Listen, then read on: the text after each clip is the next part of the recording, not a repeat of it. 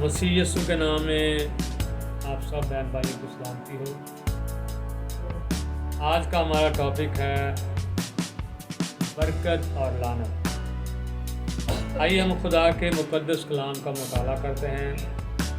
استثنا کی کتاب اس کا 11واں باب 26، 27، 28 آیت کا مطالعہ کریں گے۔ یہ شریعت کی کتاب ہے۔ خدا اپنے آئین کے مطابق انسان سے پیش آتا ہے اور خدا اپنے آئین سے ہٹ کر کچھ بھی نہیں کرتا۔ آئے پڑھتے ہیں، لکھا ہے، دیکھو میں آج کے دن تمہارے آگے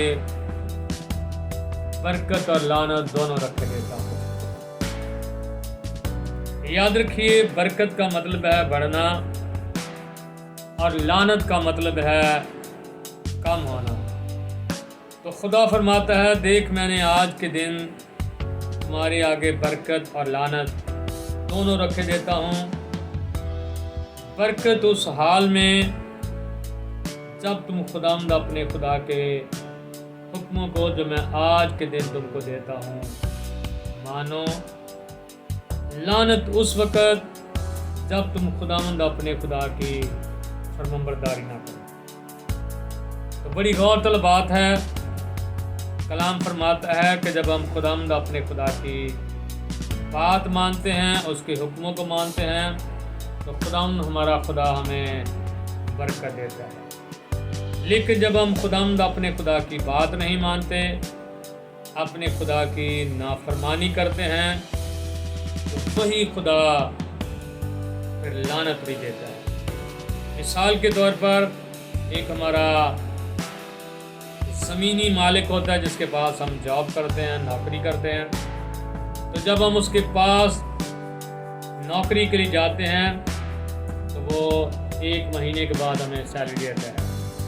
لیکن اگر کوئی شخص نوکری پر نہ جائے، اپنی جاب پر نہ جائے، تو مالک اسے سیلری نہیں دیتا بلکہ چٹا جواب دیتا ہے۔ اسی طرح جب ہم خدا کے حکموں کو مانتے ہیں تو خدا ہمیں برکت دیتا ہے، سرفراز کرتا ہے۔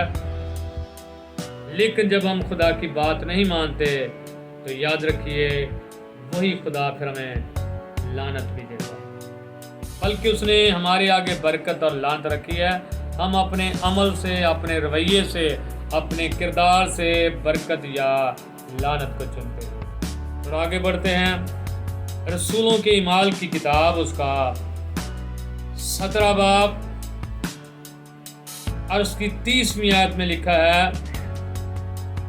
بس خدا جہالت کے وقتوں سے چشم پوشی کر کے اب سب آدمیوں کو ہر جگہ حکم دیتا ہے کہ توبہ کرو۔ بڑی غور طلب بات ہے۔ جہاں لفظ پس ہے، اس کا مطلب ہے نتیجہ، رزلٹ، ہم نے کرنا کیا ہے۔ تو لفظ ہے جہالت کے وقتوں سے، یہ ان وقتوں کی بات ہے، ان زمانوں کی بات ہے جب ہمارے پاس تحریری کلام نہیں تھا۔ تو یاد رہے، تحریری کلام 5ویں دور میں یعنی شریعت کے دور میں لکھا جانا شروع ہوا۔ تو اس سے پہلے جو وقت گزرا ہے اسے جہالت کا زمانہ کہا جاتا ہے۔ تو لکھا، پس خدا جہالت کے وقتوں سے چشم پوشی کر کے اب سب آدمیوں کو ہر جگہ حکم دیتا ہے کہ توبہ کریں۔ یاد رکھیے، توبہ کرنا خدا کا حکم ہے۔ اگر انسان توبہ کرتا ہے اور خدا کا حکم مانتا ہے تو خدا اسے برکت دیتا ہے، خدا اسے سرفراز کرتا ہے، خدا اسے کامیاب کرتا ہے اور خدا اسے اپنے جلال کے لیے استعمال کرتا ہے۔ تو یاد رکھیے، سب سے پہلا جو حکم ہے، جو سب سے پہلے ہمیں کرنا ہے، وہ ہمیں توبہ کرنی ہے۔ اور یاد رکھیے، توبہ مسیحت کی بنیاد ہے۔ اگر ہم انجیل مقدس کا مطالعہ کرتے ہیں تو سب سے پہلے یوحنا استباغی یعنی یوحنا بپتسمہ دینے والے آئے اور انہوں نے منادی کرنا شروع کی اور انہوں نے کہا، توبہ کرو کیونکہ آسمان کی بادشاہی نزدیک آ گئی ہے۔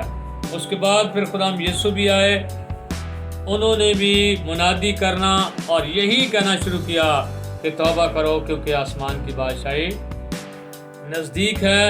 اور اس کے بعد پھر رسولوں کا دور ہے، رسولوں کا وقت آیا تو رسولوں نے بھی یہی کہا، تو میں سے ہر ایک اپنے گناہوں کی معافی کے لیے اپنے گناہوں سے توبہ کرو اور اپنے گناہوں کی معافی کے لیے یسوع مسیح کے نام پر بپتسمہ لو تو تم روح القدس کے نام میں پاؤ گے۔ اس لیے توبہ کرنا خدا کا حکم ہے۔ اگر کوئی توبہ کرتا ہے تو وہ خدا کا حکم مانتا ہے، اگر کوئی خدا کا حکم مانتا ہے تو خدا اسے برکت دیتا ہے۔ اور توبہ ایک ایسا فیصلہ ہے جو انسان کو اس زمین پر رہتے ہوئے کرنا ہے۔ آپ میں سے بتیرے جانتے ہیں کہ امیر آدمی اور ایک غریب لازر تھا۔ امیر آدمی جب مر گیا اور وہ عذاب میں گیا تو وہاں جا کر جب اس عذاب میں تڑپتا ہے تو وہ غریب لازر کو آرام میں دیکھتا ہے باپ ابراہیم کی گود میں، تو وہ کہتا ہے باپ ابراہیم کو کہ اسے دنیا میں بھیج، کیونکہ زمین پر میرے 5 اور بھائی ہیں، تاکہ وہ ان ساری باتوں کا ذکر ان کے سامنے کرے، تاکہ وہ کیا کریں؟ توبہ کریں۔ تو باپ ابراہیم نے کہا کہ ہمارے درمیان ایک گڑھا واقع ہے، نہ کوئی ادھر سے ادھر جا سکتا ہے، نہ کوئی ادھر سے ادھر آ سکتا ہے۔ وہاں ان کے پاس موسیٰ اور انبیاء ہیں، ان کی سنیں۔ اگر وہ ان کی نہیں سنتے تو اگر کوئی مردوں میں سے بھی جی اٹھے گا تو اس کی بھی نہیں سنیں گے۔ پھر اعمال کی کتاب اس کا 3 باب اس کی 19ویں آیت میں لکھا ہے،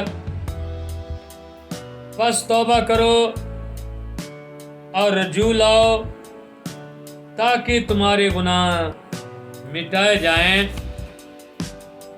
اور اس طرح سے خدا ان کے حضور سے تازگی کے دن ہے۔ غور طلب بات ہے، جب ہم توبہ کرتے ہیں تو خدا کا کلام ہمیں سکھاتا ہے کہ تمہارے گناہ جو ہیں یسوع کے خون کے وسیلہ سے، اس کے کفارے کے وسیلہ سے مٹائے جائیں گے، اور ہمیں اپنے خدا کی طرف رجوع لانا ہے۔ رجوع لانے کا مطلب ہوتا ہے متوجہ ہونا، دھیان دینا یا اپنے رخ کو پھیر لینا۔ پہلے ہم ابلیس کی طرف ہوتے ہیں، لیکن جب ہم توبہ کرتے ہیں تو اپنے خدا کی طرف رجوع لاتے ہیں تو کلام کہتا ہے تمہارے گناہ مٹائے جائیں، اور اس طرح سے خدا ان کے حضور سے تازگی کے دن آئے۔ یاد رکھیے، خدا کے حضور سے آسمان سے ہی اچھے دن آتے ہیں اور آسمان سے ہی برے دن آتے ہیں۔ جب ہم توبہ کرتے ہیں، خدا کا حکم مانتے ہیں، تو یاد رکھیے ہماری زندگی میں سے برے دن چلے جاتے ہیں، تو خدا ہماری زندگی میں تازگی کے دن، خوشحالی کے دن، بحالی کے دن، شادمانی کے دن، برکت کے دن، سرفرازی کے دن، کامیابی کے دن عطا کرتا ہے۔ اس لیے ہمیں اپنے خدا کی بات ماننے کی ضرورت ہے۔ آمین۔ ہمیں اپنے گناہوں سے توبہ کرنے کی ضرورت ہے، ہمیں اپنی زندگیوں کو چینج کرنے کی ضرورت ہے، ہمیں اپنے خدا کی طرف رجوع لانے کی ضرورت ہے۔ خدا آپ سب کو برکت دے۔ آمین۔ آمین۔